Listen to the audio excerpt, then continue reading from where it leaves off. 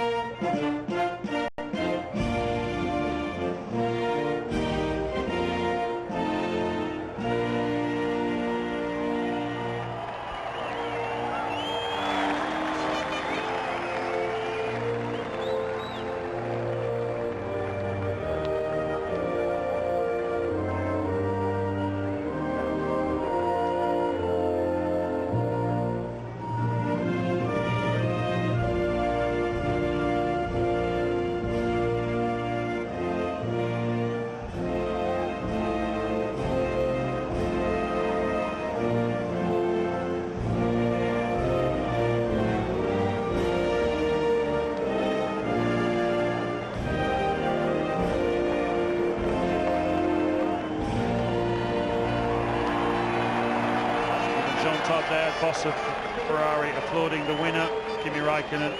Saw a shot of his wife there, Michelle Yeoh, the James Bond actress. They married recently.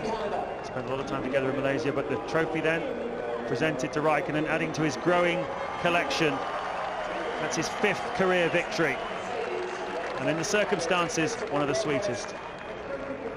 He's 25 years old. He's got to fancy himself for the World Championship, hasn't he, now this year? That's really put him on the march with an advantage. He qualifies last next weekend in Indianapolis with this result. Alonso qualifies 3rd, so he'll be on the dirtier track. So if he can keep the momentum going in the space of 8 days, Kimi Raikkonen might just make a huge dent in that championship. Make sure you're tuned in next weekend. Michael Schumacher with a well-deserved 2nd place. Nice to see the smile back on the face of Schumacher and Ross Brawn.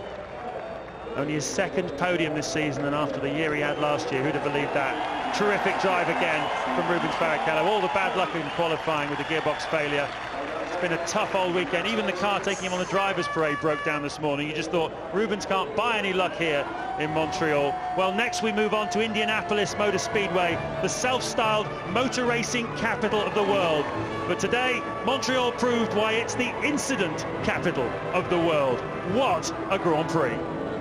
Yes, James, a Grand Prix that sums up F1 2005. Hectic, unpredictable, controversial and hugely entertaining. Kimi Raikkonen went bust at the Nürburgring. He collects big time in Montreal.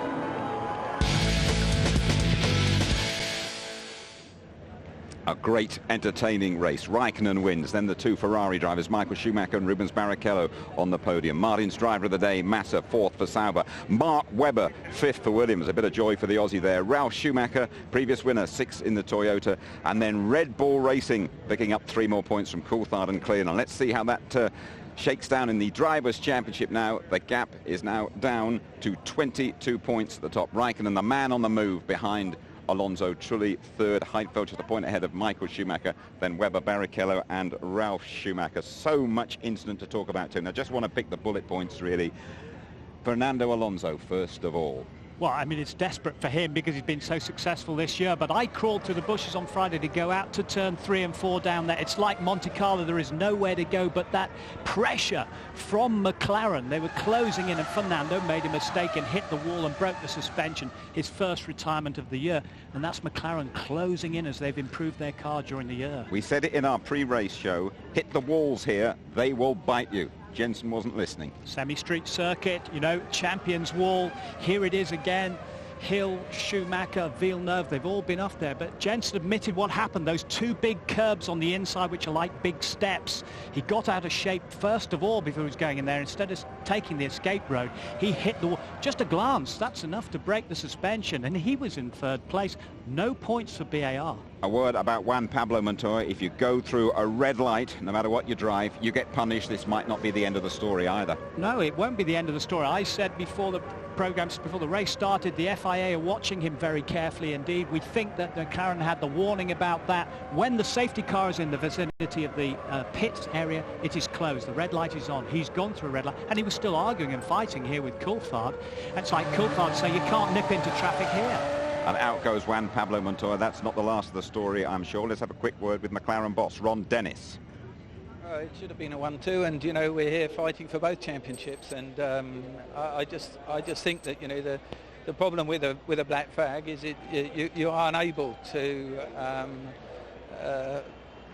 protest it after the event. You've got to, you know, if you do not adhere to it, you are going to be even more severely penalised. I just can't see that the crime fitted punishment. It really didn't, but you know, it's motor racing. We will talk about that more in our highlight show here on ITV just before midnight tonight. Next Saturday, 4:30 on ITV2, the climax of the RB World 7 Series in Paris. Later on Saturday evening, 11:30 here on ITV1, qualifying for the United States Grand Prix. And on Sunday afternoon at 4 o'clock, don't miss Vicky Butler-Henderson, the British touring cars coming your way live from Oakton Park. And we are with you live from Indianapolis from 6. They start their engines at 7 British time. USA highlights are just after midnight. A rare blank then for Renault. Sadly, another one for Jenson Button. Ferrari are back on the podium. But Kimi Raikkonen is the man on the move after a great Grand Prix. Cheerio.